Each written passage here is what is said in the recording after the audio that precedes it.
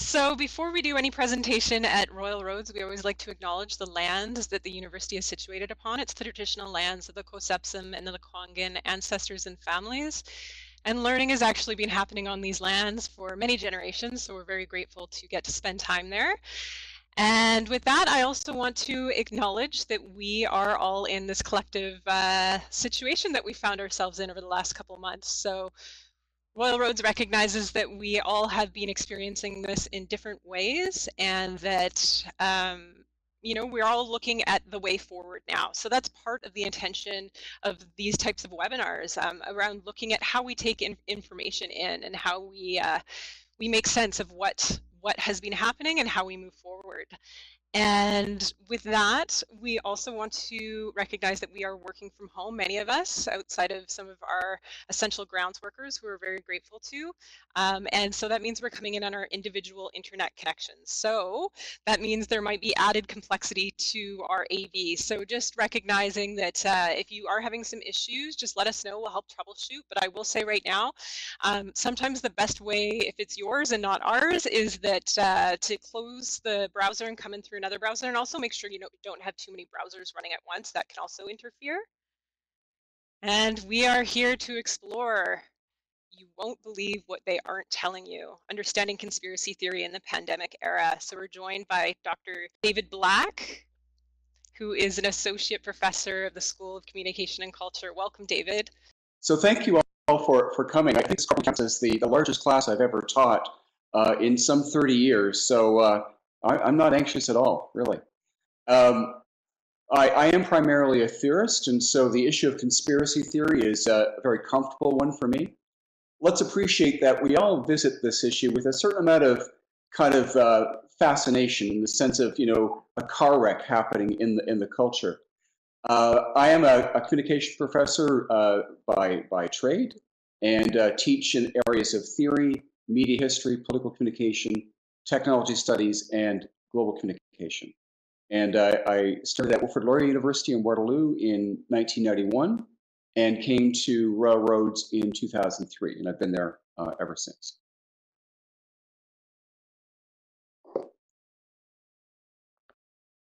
All right. So I thought we'd get started here by addressing, some sort of ground rules, some sort of definitional points, so that we are talking about the same thing, and then we'll proceed into an analysis of what conspiracy theory is, how it registers for the individual, how it manifests at a societal level, and then some advice to deal with your crazy uncle or aunt with respect to people who have surrendered to the seductive power of conspiracy theory, be they trivial or be they kind of dangerous in nature. What I want to do today is as follows, and what I don't want to do as well. I'm not here to investigate the claims of any particular conspiracy theory, so I've taken off my tinfoil hat. We're going to attempt to understand conspiracy theories as media and cultural phenomena. There are different ways in which we can approach them. We could look at the history of them, for example. But we're going to take them apart structurally and understand how they work as again, media and cultural phenomena. We are in this presentation, I am anyway, going to be quite critical of conspiracy theory in general. I'm not here to honor it or pay it homage or give it any unwanted credibility. I'm going to be styling it, again, as a professional theorist, as bad theory. And I want to sort of persuade you why it's bad theory. That said, real conspiracies can and do exist in history. And we have the recent example of the coordinated Russian government attack on the US presidential election in 2016 as a grand conspiracy in the making. A lot of state actors and others involved in attacking the US democratic process. We also want to allow here that I'm not here to counsel credulity or gullibility with respect to the nature of power, or to communication within the public sphere, that which we might call public communication. Skepticism is a necessary part of every democracy. All of us should be watchdogs with respect to the nature of power and public communication, just as our media and other institutions can be. But I want to define a great distance between that necessary, healthy, democratic skepticism that's really our obligation as citizens, and the cynical assumption that power is generally conspiratorial and that public communication is largely propaganda. And that's the distance in which that's the space in which we're going to be exploring things today. Because ultimately, conspiracy theory is publicly circulated cynicism of a profound nature that is essentially given up on hope of change, on hope of the good intention of people in civil society, or the functionality of our institutions. I want to make the point as a professional theorist that we are all theorists in our everyday lives. We are theorizing every day. Let's sort of address the etymology, the history of the word. The word theory has a wonderful lineage. It comes to us from the ancient Greek school of philosophy called Stoicism, notably identified with people like Seneca and Marcus Aurelius, although they were technically Roman. And our English word Stoic comes from the Stoics, that meaning in English, emotional self-control. The Stoics were great students of nature and society, and they were committed to trying to see the inner form of things, to see the patterns underlying nature and human life. So our word theory comes from theoria in Greek, the work of trying to see the inner nature of things, to see patterns amid the noise of human experience. So we are all theorists every day. We're trying to make sense of experience. We're distilling signal from noise. We're testing hypotheses we have against personal problems and big societal problems. And we necessarily do this imperfectly. We are fallible creatures. Our intelligences are not perfect. Our senses are not perfect. And we lack perfect information about whatever we're trying to understand, be it an issue in our personal lives or some big issue in the world. But I want to single out conspiracy theory as a special category of sense-making. And it is a form of sense-making that, although we are all flawed in our own ways as we try to make sense of the world, conspiracy theory is conspicuously, flagrantly, extravagantly imperfect. And that its illogic damages public rationality and social trust, our ability to trust each other, and causes material damage to people and to society in general. This is a personal definition of conspiracy theory. I've tried to make it just very simple for teaching purposes here. Conspiracy theory is, at the level of the individual, an organized and seductive form of irrational thinking. And conspiracy theory at the level of society is a highly contagious cultural phenomenon with pernicious, that means kind of damaging, disruptive, negative, and tangible consequences. We're going to be exploring those two levels because I think we can appreciate conspiracy theory as something that happens in someone's head, but also happens in the world, and they have somewhat different forms and different consequences and different natures.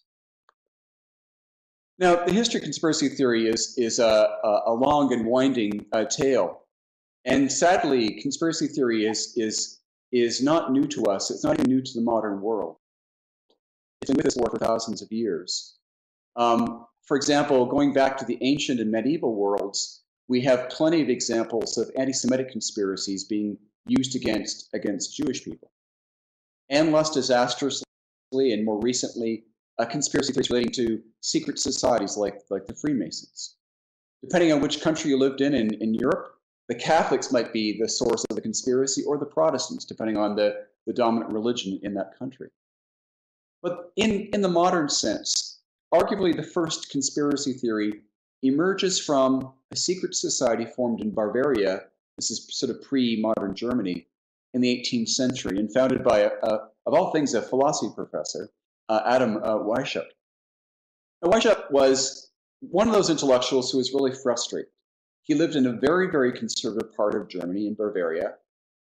This was the 18th century. The Enlightenment was happening in Western Europe. Diderot, Voltaire, Mary Wollstonecraft, Adam Smith, major intellectuals kind of lighting up Europe with new ideas. And here's poor Adam Weishaupt sitting in this part of Germany where the Enlightenment seemed to pass him by and wanting to illuminate his life too. And so he brings together some friends and they create a secret society devoted to creating an illumination, a new set of fresh ideas. Hence the word and the name of the secret society, the Illuminati. For about 10 years, the society exists as a secret society. It develops to involve about several thousand well-placed Germans. And then the Bavarian state, being very suspicious of any formation of this nature, squashes the Illuminati. In fact, it imposes a death penalty on anybody who might continue to be a member of it. That is the first kind of example of modern conspiracy theory. And of course, all kinds of people were speculating about this group and what they might be doing in that 10-year period. But the Illuminati live on in the imaginations of conspiracy theorists today as a kind of cabal that is thought to manipulate world events. They're kind of a proxy for all conspiracies in a sense. They are kind of a super conspiracy. Even though they don't exist, they remain a vivid example in the minds of those who do believe in conspiracies and see it as a kind of proto-conspiracy in the modern world. We only have to open up yesterday's newspaper to see how mainstream, how topical, how of the moment conspiracy theory is. New York Times yesterday, Elon Musk on Twitter announces he's taking the red pill and deciding to fight the public health orders in California that have told him not to build Teslas until COVID-19 is dealt with in the county where his factory is located. Another story on the Plandemic movie. This is one on basically a kind of anti-vax version of why we have COVID-19, in arguing that COVID-19 is largely the product of flu vaccinations.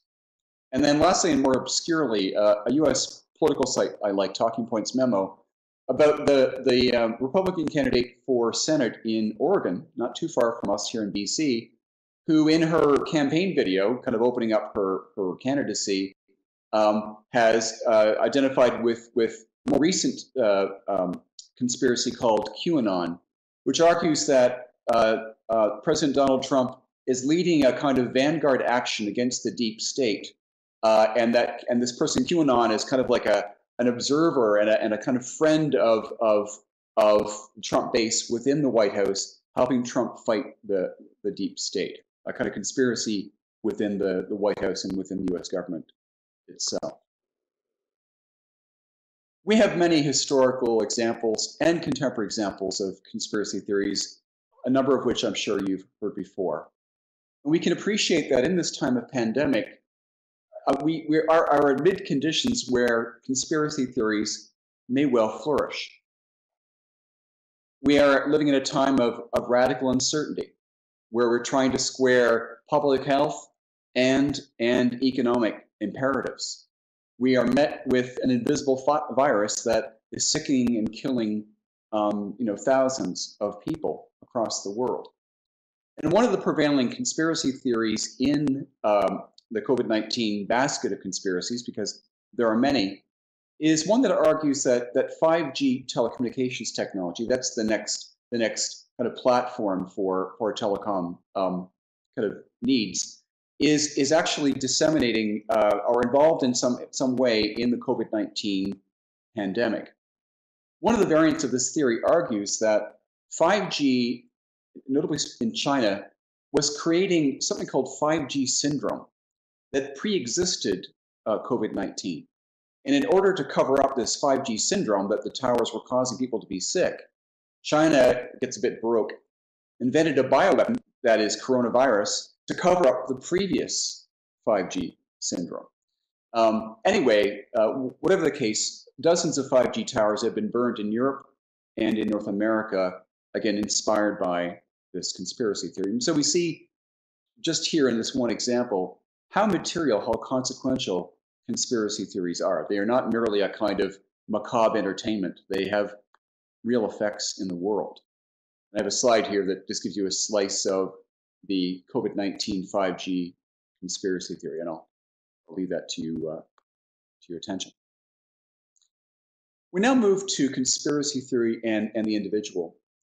And our concern here is to kind of take conspiracy theories apart and sort of understand how it is they're put together, how it is they work as a kind of intellectual construct. As I said at the beginning, all of us are tasked as human beings as part of what we might call our cognitive citizenship to make sense of the world. And of course, we do that imperfectly. But normally, any thinking citizen, any cognitive citizen, is concerned to improve how they understand the world through education, better quality information, more refined logic, self-critical reflection. Am I getting this right? Is this hypothesis correct? And a kind of humility about the complexity of the world and the problems we face as human beings. Again, I think of these things as our obligation as thinking people in a Western or in any society. And a Western society that is a product of this thing we call the Enlightenment. But where conspiracy theory enters the conversation is when people abdicate, either intentionally or without recognizing they've done so. It's usually the latter case, their ability to think freely and clearly. In a way, they've kind of abandoned their own cognitive citizenship. Because it's public rationality, the great gift of the Enlightenment, that sustains the social contract that binds us in the West and in again, most places in the world in general. That said, as I promised, I want to explore what is conspiracy theory as a kind of intellectual construct. One way of looking at conspiracy theory is to see it as a compound of logical fallacies organized in a kind of cynical package. That most conspiracy theories reflect not just one logical fallacy, but a number, all working together in a kind of weaponized form. Among these logical fallacies include the following. Confirmation bias. This is when you select information that suits your perspective on something and ignore or reject information that doesn't. So what you see is kind of what you get, if you will. Non-falsifiability. These are premises that cannot be disproven because they're not open to challenge. I might say to you, and I mean no disrespect here, I might say, God told me to, make a casserole for dinner. You can't prove or disprove that. That's a non-falsifiable premise. And I'm not a very good cook, so I'm sure God wouldn't take the time. Logical circularity or question begging. This is when confronted with information or a critique, you go back to your own premises and assume the truth of your premises. That's what's called question begging, begging the question, rather than allowing your foundational premises to be open to critique, because you might be wrong. Occam's razor, one of my favorites. Occam's razor is a principle in logic where, generally speaking, the simplest explanation for something is often, not always, the right one. If you've encountered any conspiracy theories, you know how fiendishly complicated they can be. And those complications often represent workarounds as conspiracy theorists meet with challenges, with critique, with facts that don't suit the analysis. The fifth logical fallacy has a wonderful Latin name, post hoc ergo propter hoc. That means in Latin, after this, therefore because of it. This fallacy argues that if something precedes another thing in time, it must also be the cause of that thing. And lastly, and this is less a logical fallacy than a kind of logical malaise, a reflexive distrust of legitimate authority and expertise. Again, it is our obligation as citizens to be skeptical of legitimate authority, of what government, of science, what corporations are saying, and of expertise, of what professors are saying. That's good. But skepticism can't be permanent. It can't be impervious to facts and logic. It can't be automatic, or else it is cynicism, and there's no learning from a position of cynicism. There's no citizenship from a position of profound cynicism. why does conspiracy theory, why does it appeal to people? And a question that focuses this for me is, why do otherwise rational people believe in the strangest things? One, we can allow that conspiracy theory offers simple and exceedingly confident answers to complex questions. They're overweeningly confident. They know exactly what happened and will explain it to you. And again, often in times of radical uncertainty. So, for example, climate change is a hoax, not the product of CO2 gases, but a hoax perpetuated by scientists and globalists behind the scenes to increase their funding or something, or bring world government. Number two, and this is one that's quite distressing, conspiracy theories are often a vehicle for expressing prejudices that might not be acceptable in ordinary society.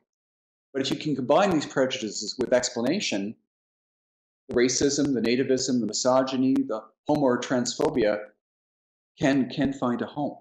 So, for example, the racism we've seen against Chinese Canadians amid COVID-19, blame for causing the virus. Third, and this is where some of the cynicism comes in, conspiracy theory allows for the monetization of conspiracy. Alex Jones in InfoWars is a notorious case in point. Become a millionaire on the basis of conspiracy theory. And also as a means to sow disinformation. And disinformation is essentially another word for propaganda, the deliberate disruption of public discourse through various nefarious means. And in this case, through using conspiracy theory, notably to sow public distrust, to deflect from real problems, and so on.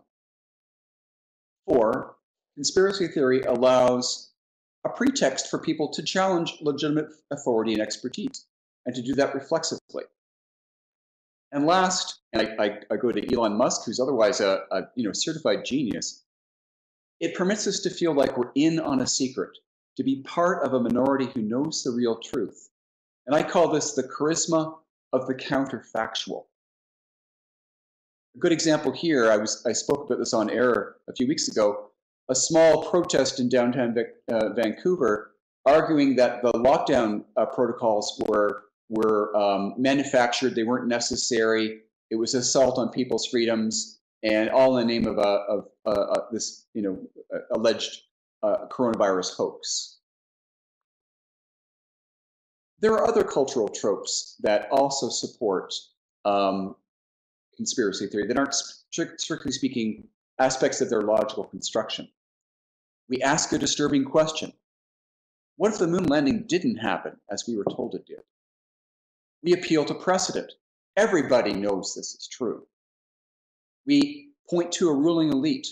This is the Illuminati kind of principle, if you will. A shadowy group pulling the strings behind the scenes. We identify ourselves as part of a dedicated group of truth seekers, a kind of vanguard position, the charisma of the counterfactual. And lastly, the suggestion of an imminent threat, the urgency. Something terrible is going to happen. We have to uncover the conspiracy right now. That's conspiracy theory at the level of the individual. Let's now proceed to the societal level. Again, we're appreciating that conspiracy theories don't simply happen in our heads. They happen also in the world at large, and they have consequences there. I want to now kind of situate conspiracy theory in the following way. Some years before this terrible pandemic we're all part of, it's affecting our lives in all kinds of ways. We were arguably suffering a cultural, or to be more specific, an epistemological crisis. Epistemology is the dimension of life concerned with how we know things, with reason, with intuition, with the intelligibility of society, of reality itself, how we make sense of things. And this crisis took the following forms. An inability to agree on the same facts, a reluctance to allow reason to guide our conversation with people, and instead letting emotion and partisanship and magical thinking guide us. A difficulty, and this is going to be an increasingly problem going forward, a difficulty in distinguishing truth from fiction, the real from the simulated, in the world of screens, of augmented and virtual reality, of simulacra, to use a term from Baudrillard, of all kinds. a lack of willingness to see the viewpoint of those on the other side of an issue. Kind of problem of empathy in a sense, and respect for others' different points of view. And a certain insulation from cognitive dissonance. Cognitive dissonance is that wonderful experience of encountering ideas that are very different from yours, or worldviews that are very different from yours, and feeling that tension, feeling like maybe I'm wrong, maybe this person has a point to make, and revising your views, again, based on logic and evidence. But cognitive dissonance hurts. We feel the pain in our own minds, and we often seek to avoid it. If you put all these attributes together, we might argue in a way that consensual reality is, in some ways, broken. And it's conspiracy theory that thrives in that brokenness.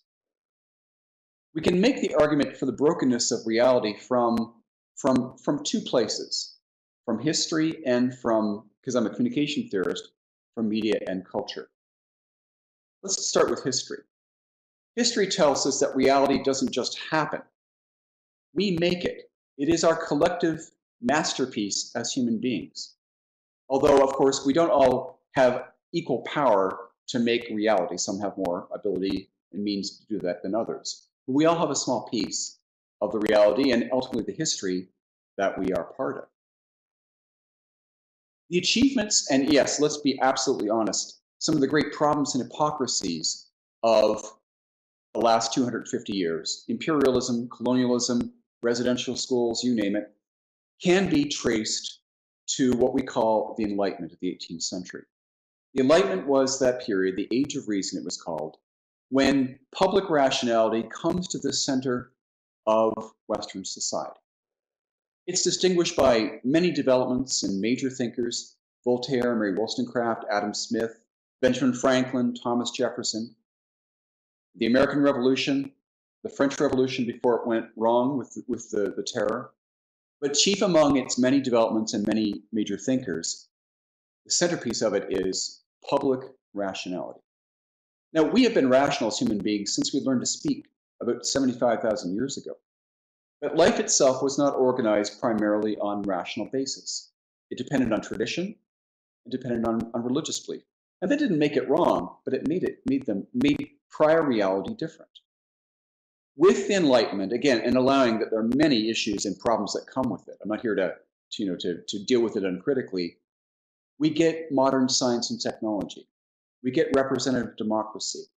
We get capitalism and elsewhere socialism. We get the modern university and the mass media. We get the birth of public opinion and the public sphere, that space where public opinion forms in society. We get laws. We get constitutions for nation states. We get modern human rights. What we have been experiencing, and it's not unique to this moment, but it has come to the fore and it has surged, if you will. What we are experiencing now, and has always been there really since the Enlightenment's foundation, is what some theorists call the Dark Enlightenment, the kind of the other side of the Enlightenment and its legacy. We see it in the form of ethno-nationalism. Think of the Charlottetown demonstration a couple of years ago in Virginia. We see it in nativism, which is anti-immigrant sentiment. We see it in attacks on broadly liberal democratic values and institutions, most recently the World Health Organization, albeit it has its problems, no question.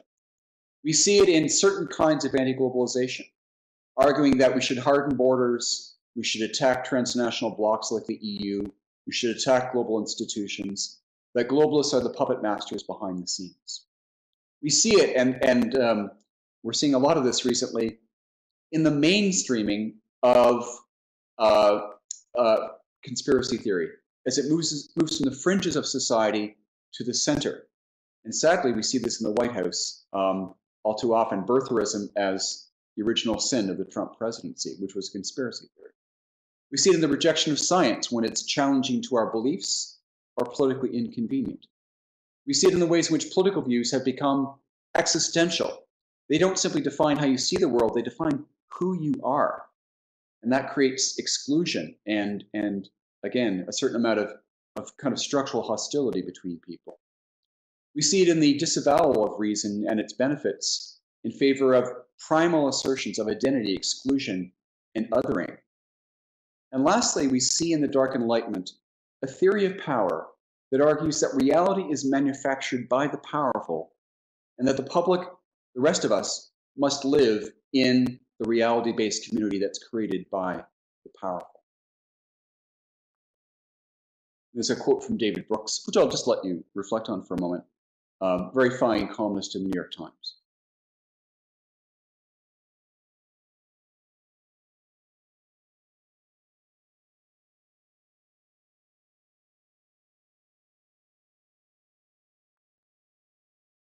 The argument now from media and culture.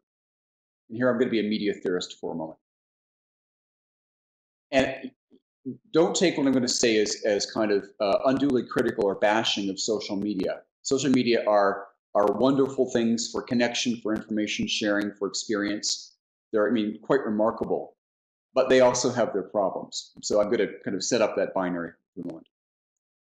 We could argue from the position of media and culture for the brokenness of reality by contrasting what we might call legacy media, that's our old mass media, newspapers, radio, and TV, with social media platforms. Our historic mass media presented us with three benefits that were kind of a corrective or a tonic or an antidote to any conspiracy theory that might form. Number one, serendipity, a great word in English meaning happy accidents, where good things happen accidentally to you. Newspapers are sources of serendipity. You pick them up and you encounter perspectives and ideas and information that you wouldn't normally see, or with which you might not even agree initially. Number two, generalized trust. We trust historically to mass media, allowing for all their problems, that they feature people who are thoughtful, journalists who are objective, opinion writers who are thoughtful, and we have a kind of generalized trust to them. That doesn't mean we accept everything we read as true, but we accept that the people writing to us in straight journalism and also in opinion pieces as being credible observers of the world. Kind of generalized trust, a willingness to listen and to read to what we receive in mass media. And lastly, legacy media confront us with cognitive dissonance. That is, again, that exquisite pain we experience when we encounter ideas that might confound and disrupt how we see the world, or whole worldviews for that matter. And again, cognitive dissonance is a good thing. It forces us to change fundamentally who we are when we meet with contrary ideas that are better than our own.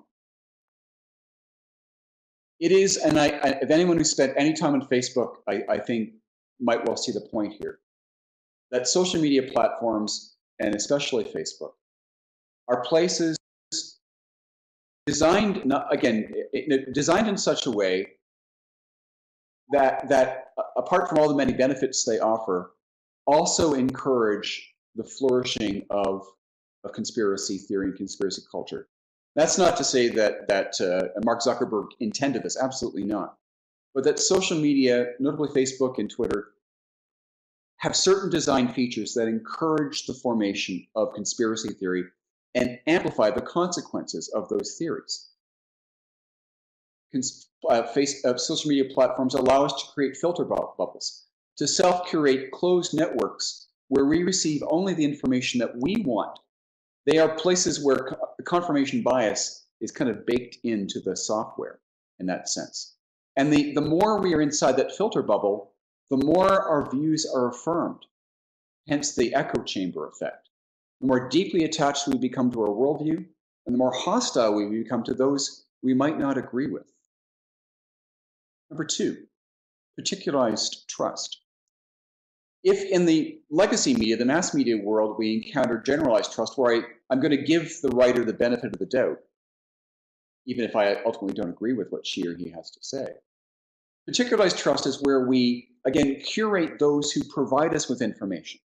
We typically end up trusting people who think like us, who speak the same phrases, who sadly often look like us. And this represents, again, the kind of narrowing of our bandwidth, culturally speaking, within these environments. Particularized trust, where we only trust people who may look like us or think like us, creates a certain, again, kind of terrible insularity and makes us increasingly paranoid and skeptical and even conspiratorial about people who are not like us. This is where you get into the racial and other aspects of conspiracy theory. And lastly, as a kind of counter to cognitive dissonance, what's called epistemic closure. That's a fancy word for saying closing minds, minds that are essentially hermetically sealed and closed to any new experiences, any new ideas, that only, again, see what they want to see and are not prepared to encounter, new ideas. And I've just kind of mapped these here for your quick reference. We're now coming to sort of the latter part of the presentation.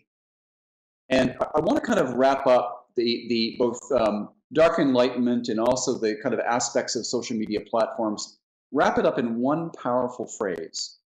And that is what's called post-truth. Post-truth. A few years ago, this was the word of the year at the Oxford Dictionary. And here's a definition.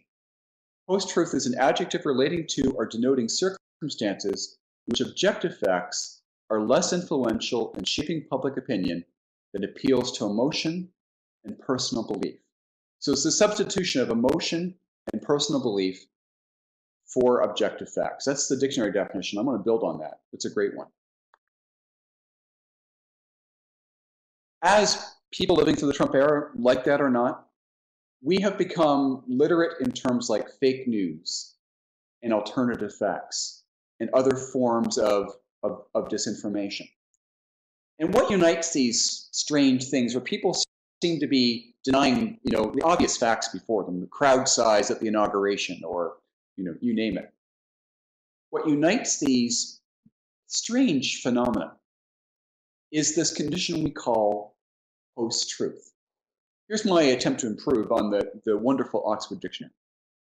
Post-truth is a cultural condition or quality in which we define truth in ways that is not responsible to fact or to logical consistency. Post-truth insinuates that the world is not really knowable and that facts and logic are not ultimately be trusted. In fact, they may be part of the conspiracy. Post-truth it's not about lying. It's not about just, bald-faced lying. It's worse than that. It's about an indifference, a certain casualness toward truth. Liars are very moral in the sense that they know where the truth is and they just don't want you to know it. Post-truth is much more insidious. It just doesn't care about falseness or truth. It just doesn't care. And so post-truth can be lies, can be half-truths, it can be exaggeration, it can be bits of truth, all put together in a different way. What post-truth culture does, in its indifference to truth and falsehood as we define it normally, is that this is the terrible kind of effect. It acts to destroy the very possibility of truth, as we might define it normally, and thereby weakens social trust, weakens dialectical exchange among people, weakens the very possibility of any kind of normal or rational public communication. And so if post-truth is pulverizing truth, and let's appreciate that truth is a complex thing. I'm not saying it's just one thing. But if post-truth is pulverizing truth, however we define it, what fills that vacuum is ego and interests and power and ideology. We now get to the advice section of today's presentation. I had someone from Vancouver write me yesterday when he saw this this advertisement through LinkedIn, and he said to me, his late mother, he was speaking of his late mother, she had suffered dementia, and in the kind of later stages of that, she became very vulnerable to conspiracy theory, and it was very painful for this man to kind of talk his mother out of these, bizarre ideas that she may have encountered, who knows where, Facebook or something. Now that's a special case, but let's say that you have a crazy uncle or aunt, or in my case, my brother's partner's relatives, who think COVID-19 is a hoax. What do you do if you have a friend or relative who believes in conspiracy theories? I would say this: don't try to argue with the premises of the particular conspiracy theory itself, whether it's a harmless one like the moon landing, or a less harmless one like COVID-19 is a bioweapon or something like that. Because if you argue with the conspiracy itself, you become part of the conspiracy. You deepen that person's attachment to the theory. Conspiracy theories are very resilient things. They're built to deflect and push back against any counterfactual evidence or logic. What I would say, and this is what I've tried to do in today's lecture, today's webinar, is talk with them about the nature of conspiracy theory itself. Walk back from whatever they believe in. Just walk right back from that. And talk to them in general about what conspiracy theories are, how they represent bad forms of public irrationality, how they end up hurting people in material ways, how conspiracy theories in a way are a conspiracy, I use that word metaphorically, against rational, self-critical, and evidence-based thinking about the world. And lastly, for all of you who don't believe in conspiracy theories, and I hope that's the majority of you, I would ask all of you as good cognitive citizens, as people who see the importance of rational public discourse in any society, notably here in a Western society, I ask you to fall in love with truth again. Truth has taken a lot of damage, taken on a lot of water in recent years. Truth has fallen out of fashion in certain ways. As beautiful, extravagant, emotionally triggering, post-truth statements in the form of fake news or alternative facts or whatever have filled our consciousness. I offer you very old-fashioned advice here to all of us as students, including professors. Fall in love with truth again. Fall in love with the love of learning. Fall in love with debate and the truth-seeking nature of dialectical exchange. Encounter ideas that you may not yourself agree with. Read people that you might not agree with. Fight against the narrowing of public discourse that only ultimately serves conspiracy theory as a kind of symptom of that narrowing. In conclusion, it's been a commonplace in public discourse recently, and this is a good thing, to talk about when we get to the other side of this terrible moment that we're all going through right now in history, this terrible pandemic. What can we make better? What can we fix? What's broken that needs our attention? In Canada especially, we've seen that's long-term care homes where the largest number of people who have died of COVID-19 have been found, and we need to kind of fix them through some means. More broadly, there's sincere talk of a project of renewal, touching public health, socioeconomic inequities, the job market, universal basic income, you name it. Now, while conspiracy theories are not unique to this moment, again, we've had them for thousands of years, they have begun to interfere with the all-important need for us to get good public health information and make that available to everybody. Conspiracy theories in this delicate time interfere with our judgment, especially around public health. They exacerbate or make worse social tensions and stigmatize various often vulnerable groups. They leave us more vulnerable to our own capacity for rationality because, we're human. And they leave us open to manipulation by parties who use such theories to inflame opinion, sow distrust, monetize conspiracy theory, thank you, Alex Jones, and win or manipulate our vote. Let's commit as part of this project of societal renewal, however you define society, wherever you live, wherever groups that you might sort of live among. Let's commit to fighting the public irrationality, the deep cynicism that is conspiracy theory, with a commitment, personal and societal, to public rationality, to civil discourse, and to due care in using the social media platforms that have become so important to our daily media diet. Conspiracy theory, as I said earlier, is itself the ultimate conspiracy because it leaves all of us less rational, more cynical, less able to live with each other and with the different ideas we meet in the marketplace of ideas. and ultimately to make our society, however we define that, and wherever we live, work. One writer called conspiracy theories ghost stories for grown-ups. Let's banish the ghosts.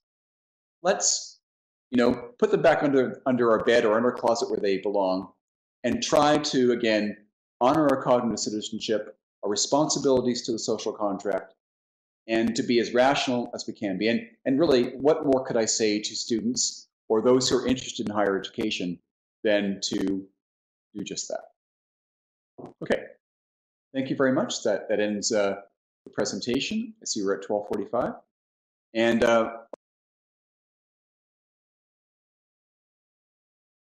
I'll now invite questions. Okay. So great place to start. Dana's wondering if you can actually define the actual term conspiracy. I think this happened in the beginning of the presentation, but maybe you could do a quick review of that. Yes, could I go back to that slide? That might be helpful to my fellow David if I can do that. So again, personal definition, not meant to be definitive in any way. This is helpful as a predicate for a conversation to have a definition. Conspiracy theory at the level of the individual is an organized and very seductive form of ranking, and at the level of society, a highly contagious cultural phenomenon, pernicious and tangible consequences. In a way, the whole presentation is kind of a definition, if you will, an elaborate definition in a sense. Thanks for that. I am going to go to Anna's question because I think if you might be able to give her some insight, but she's asking, how would you talk to a 17-year-old white male who believes in QAnon? Okay. Yes, yeah. Yeah. QAnon's interesting conspiracy. Well, I was a 17-year-old male once, about 1,000 years ago. And one thing that teenage males hate is to feel that they are being duped or gulled or deceived or cheated or in some way disempowered, right? They're kind of feeling their power. They're teenagers, kind of constructively kind of rude and out there. And I would say the people who have promulgated the QAnon conspiracy have done so to dumb down public debate. They are assuming the worst of those who believe in this bizarre conspiracy theory. And again, this is not meant as an anti-Trump point. I'm not here to make a political statement, but the idea that Trump is leading a kind of vanguard action against the deep state, and at QAnon is this kind of kind of person in the middle of all this who's kind of communicating with people and accounting and recounting of this, dramatizing this great drama that's happening. So all the things that Trump has been doing, it's all coded. Many of the things he says QAnon are intended to be kind of secret messages to those who believe and understand the QAnon conspiracy. And it's a kind of self-aggrandizing conspiracy in a way. It makes the president into some kind of great culture hero, fighting this great fight for the fate of civilization. But it has any number of very bizarre components, including the argument that the Democrats are Satanists and pedophiles, just by definition. It gets very weird and very, very dirty that way.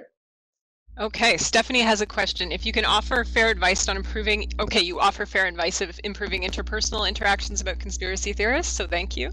But as a society or even on a social media platform, how do we go about repairing the vacuum created by the post-truth world?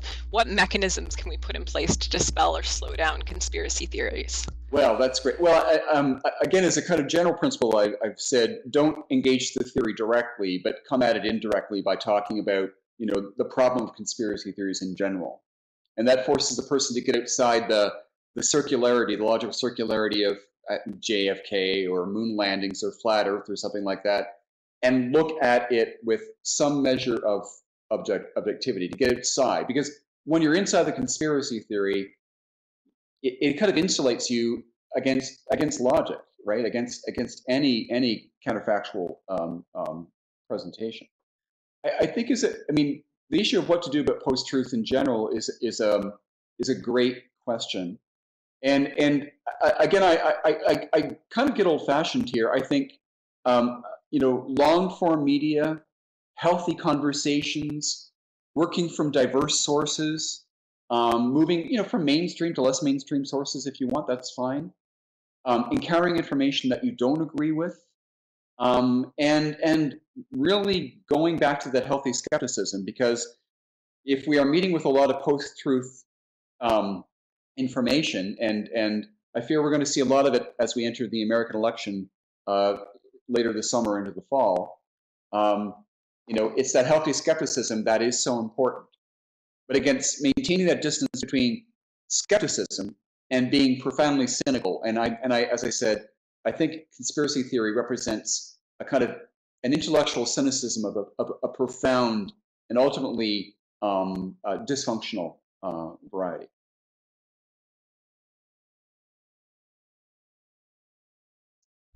Okay, I'm going to do one more question and then we're going to wrap up. I just want to also note that I've put up the bibliography that David created. So if you are looking for books, I know there's a few people who are asking about this. So Brandy's question is about our local community media was not in a strong position coming into this pandemic and have been weakened yet again by it. My hope is that the pandemic and the realizations around the real danger of conspiracy theories will underscore the need for strong community journalism. Do you feel that this will happen in our country and society post-pandemic? Well, I think community journalism is important for several reasons. One, it's often the only record we have of what's actually happening at the community level. As the person asking the question knows, long before COVID-19, newspaper media especially, but also with some consequences for radio and TV news media, the business model has essentially fallen out. And we've lost a lot of newspapers, especially kind of mid-tier papers, at the kind of city level, and also a lot of community papers as well. And so there's now a vacuum in place, and I would argue it's in those vacuums that we either get innovation, we get great local news sites like the Sook Mirror and things like that, or we get vacuums in which people are met with all kinds of conspiracy theories. So community media is necessary because it tells us what's happening in front of our eyes in a way, right? I mean, our ability to learn about how to sort through a post-truth environment begins with what's happening outside on the street, not necessarily at a global level or a national level, but understanding that. And secondly, we need as diverse a media system, be it electronic or paper-based or broadcast, as we can get. And it's I've always believed that media, legitimate news media, are practice empiricism every day. They practice public rationality every day. At their best, and there are bad moments, they teach us how to think in ways that are informed and evidence-based, and again, adhere to kind of rational norms and Enlightenment values. I personally believe the news media are perhaps the home of the Enlightenment in so many ways. We're not all in university classrooms every day, but we're always encountering the media every day. And at their best, they practice those Enlightenment values. David, if you want to just run through the programs for anybody who's interested. I know there's a number of people who are prospects in our Royal Roads University School of Communication and Culture have received this email and signed up. So if you want to speak to it for just a minute. Great. Yeah. Again, this is just by way of information. Communication education in Canada, certainly since the late 90s, has exploded, and there are many great places to do communication degrees.